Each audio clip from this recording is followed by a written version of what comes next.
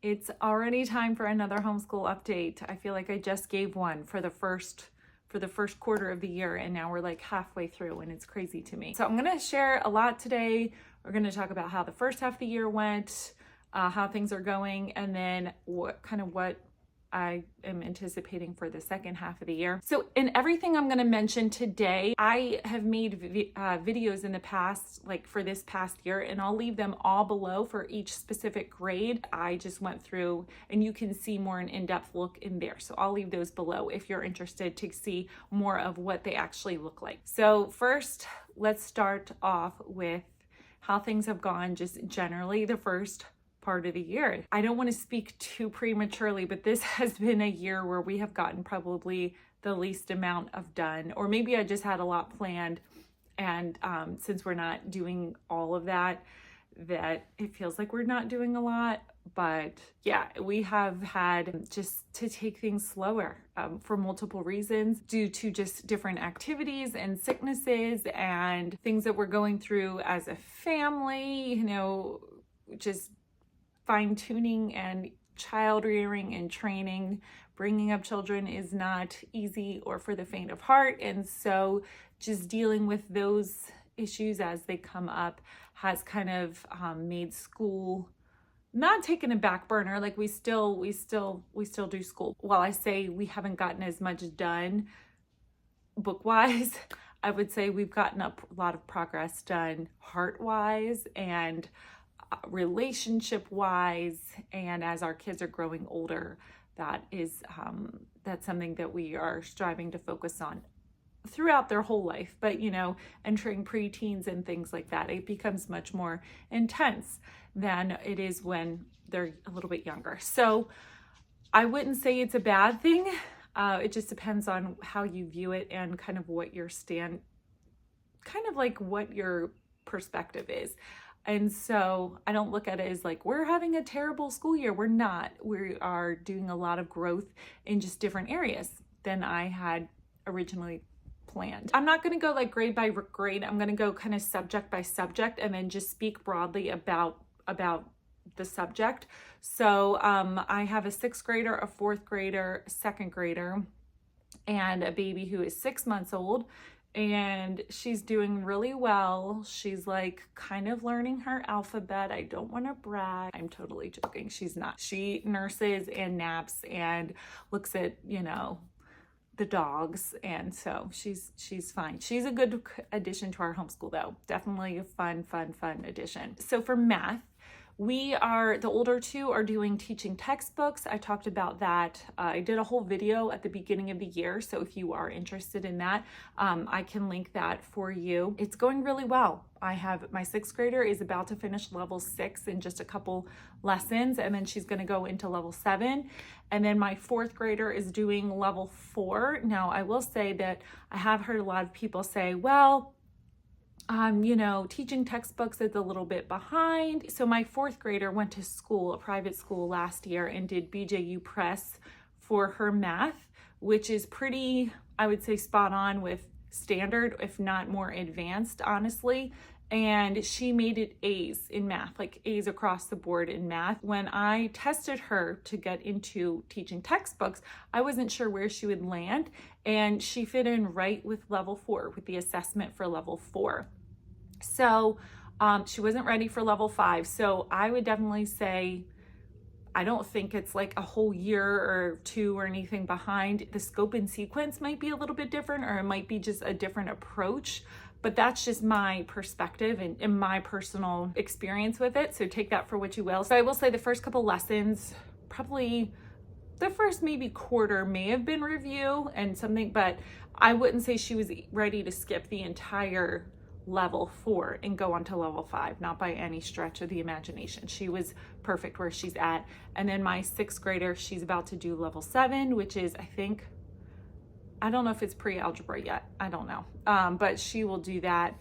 and we're liking it so far. My other daughter she's doing the old version of The Good and the Beautiful, but we're kind of taking a break, not taking a break, we're slowing it down with her just because she is a young second grader, and I've mentioned this before, so if you've heard this before, I'm sorry. If you're new here, she's on the cusp. She's one of those cusp kids. I have two of them actually. One is on the cusp and one a grade below. She's on the cusp of that August, September birthday and went a grade ahead. So technically she should be in first grade, but she's doing second grade work. But sometimes with things like math, it's a little bit, to go full speed of second grade is a little bit, just a little touch too quick for her. And so I just kind of have been slowing down the first half of the year. And then the second half of the year, we will pick back up with the old version of The Good and the Beautiful level 2. That's how math is going.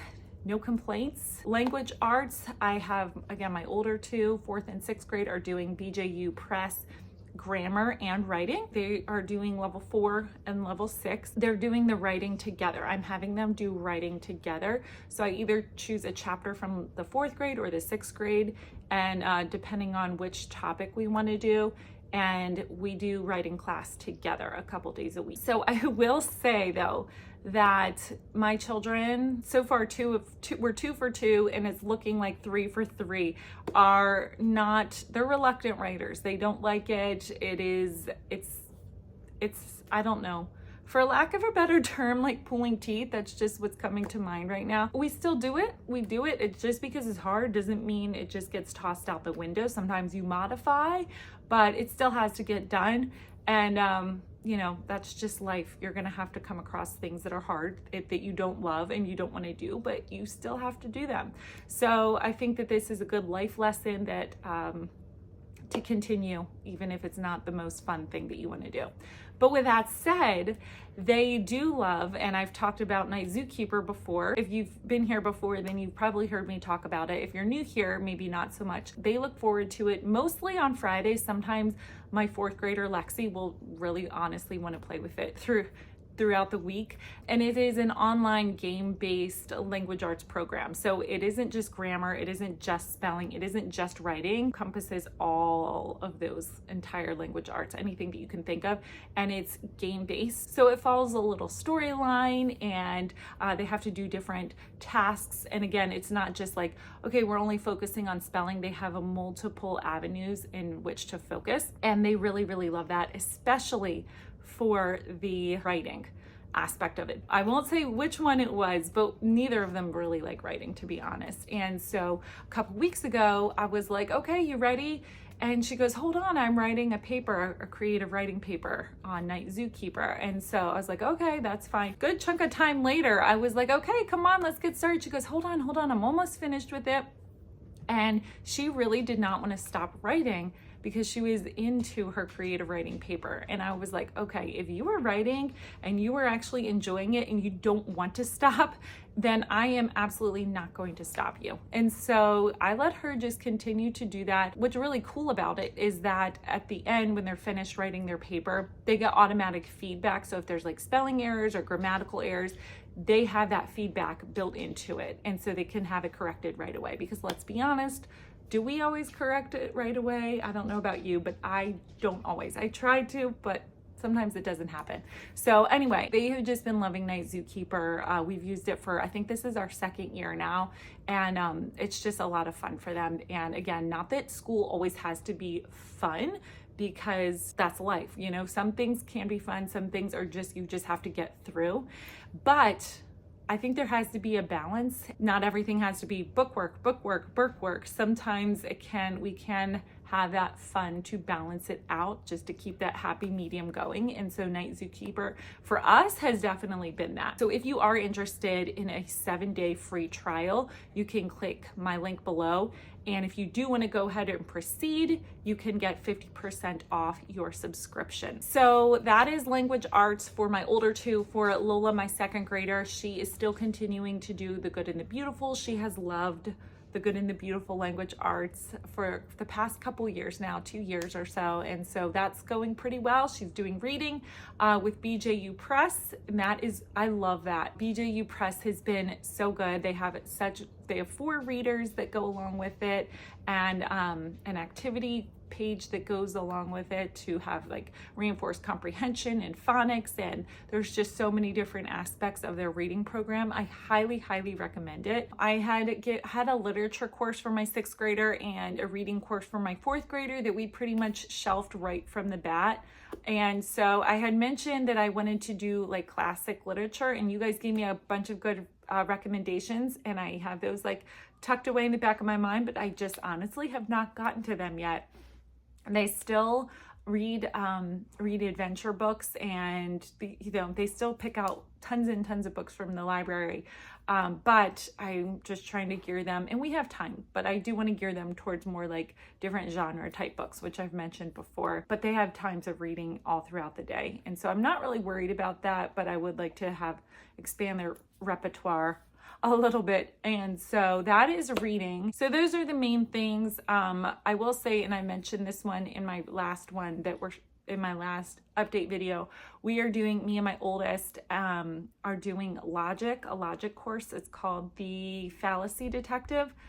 It's really good. I've always wanted to do critical thinking, and I had in the past, but just really making sure, especially in today's climate, of people who just cannot think critically and cannot think for themselves and have the group think, making sure that is a really important and a focus in our homeschool. And so although I do it with my oldest daughter, my younger one, my 2nd grader, she chimes along too, and it's so cute. Sometimes she's like, that is circular reasoning. I'm like, how do you know this? But as we get older, I want to do it more in depth. It is pretty challenging, I will say.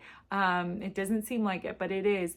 But more in depth with all my children, not just my oldest one. Just because I think it's a really good skill to have, to be able to recognize fallacies and recognize propaganda and things like that. So those are like the main things. They're doing typing and handwriting, but there's not too much to comment on that. For our group subjects, again, this is where I would say I had planned a lot.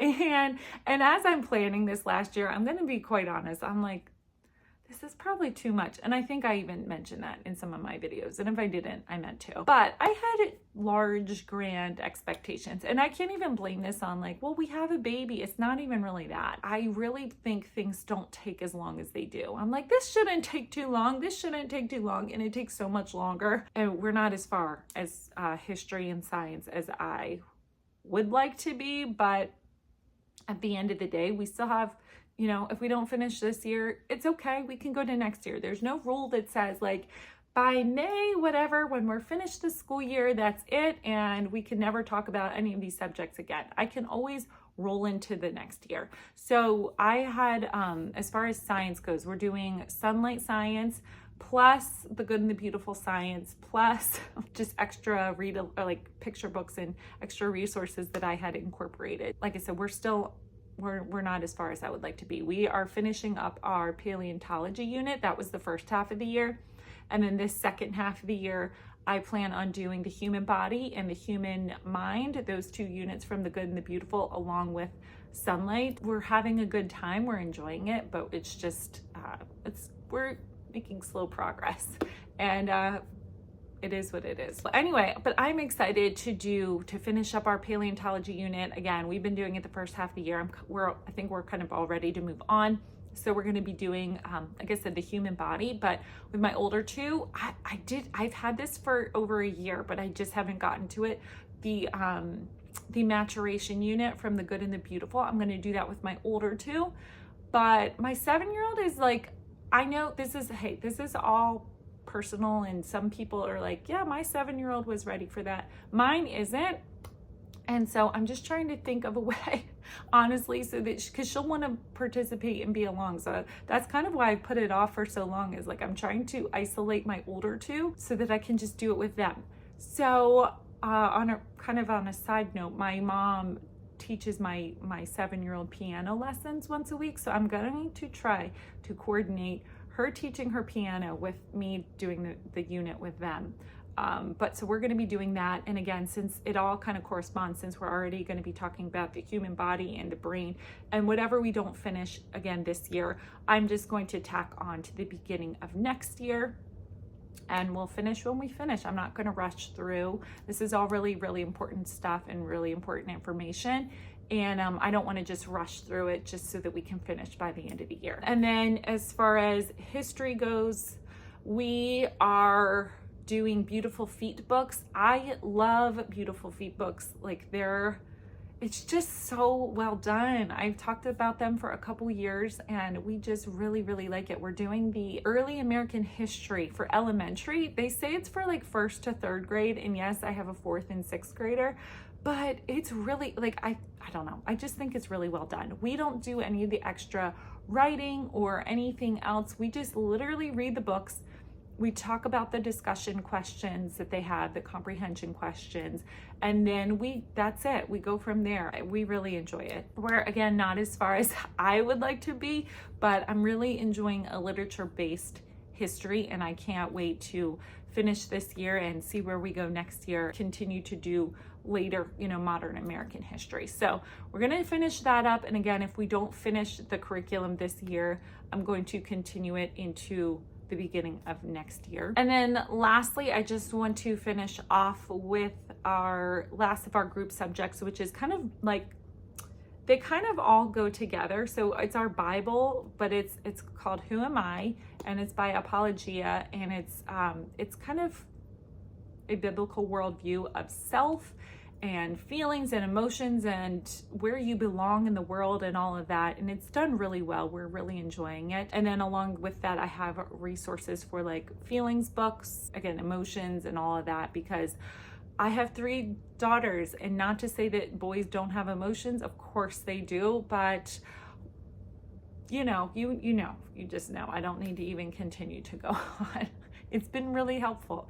It's been good to have these kind of conversations. So those all have gone really well together. And again, if you want to know all the resources we're using, I'll leave the video below so that you can see everything that we're using this year. But we're really enjoying it. We've had productive conversations. And so I can't wait. We're just going to keep going with that this year. And that is mostly it. We're reading a couple of chapter books. We're part of a book club, and so we're reading books through them as well. The second half of the year is going to look a little bit different. My daughters, like their activities have changed days, and so what one day looked like is going to look different from this day. So it's going to take a little bit of retweaking on my end for our schedule and our routine and things like that. That's fine though. Like as long as I had like advanced warnings so I can like figure it out and try to like come up with a new, we got to pivot a little bit. And then I want to end by mentioning a book that I'm sure most of you have read. And if you haven't, don't feel bad. Like you're not out of the loop or anything like that. I've been homeschooling for 6 years and I have just now read it this past December. It's called Homeschool Bravely. And it was incredible. It was just what I needed at the exact right time. I just cannot recommend it enough. I listened to it, so I don't have it here to show you, a copy to show you. I listened to it on audio, but it was incredible. I'm going to listen to it probably, maybe not every year, but a couple more times throughout my years, just because it is so encouraging. It's so uplifting. It's like, it doesn't make you feel bad and guilty. It just presents the facts, but it's like a cheerleader book for you. And so I loved it. It was amazing. And I highly, highly, highly, highly 10 out of 10 recommend reading that one. It is great. So I'm looking forward to the second half of the school year. I've come away refreshed, renewed. Again, reading that book has totally been the rejuvenation that I needed. And I'm so glad that, I prayed for God to give me wisdom and guidance, and that book came at the perfect time. And so ready to head into the second part of the school year and finish strong. And although we love to finish all of our curriculum, sometimes, that might not happen this year, and that's okay. My goal is not to stress myself out this year, is just to stay calm, cool, collected as much as possible, and to just really lean into the day-to-day really lean into that. Hopefully this was an encouragement to you that if you're not as far as you'd like to, or if you're having a tricky and difficult year, that you're not alone. You're certainly not alone at all. Don't forget to check out Night Zookeeper. Again, there's a 7-day free trial. You can use the link below to get 50% off if you do decide to go ahead with a subscription. Thanks so much again, and I will see you soon. Bye guys.